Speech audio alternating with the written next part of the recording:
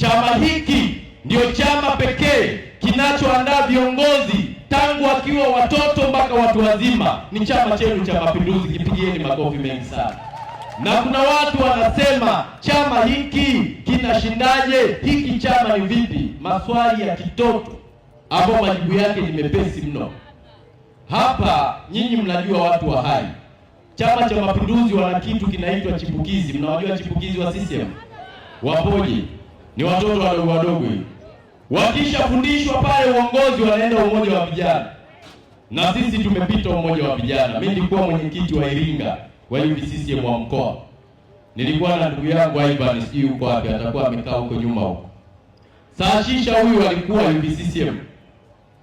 Ukishapikwa kwenye hili tanuru la kuoka viongozi, unaenda jumuiya ya wazazi, ya wanawake, unaenda chama, unaenda serikalini. Na mimi nikapata bahati ya kwenda kutumikia serikali.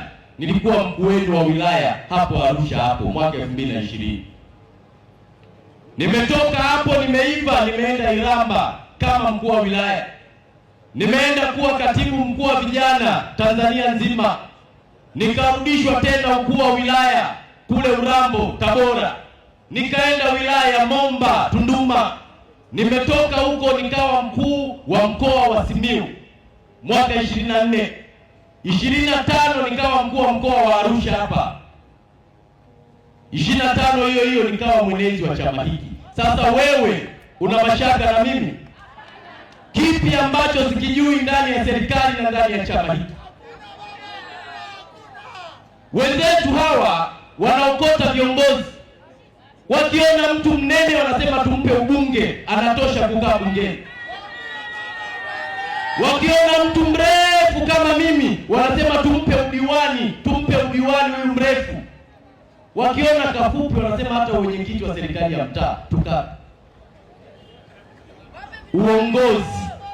Uongozi sio jambo la kuokoteza watu. Lazima tuwe na vyama ambavyo vina capacity kubwa ya kulea na kufundisha maadili ya viongozi.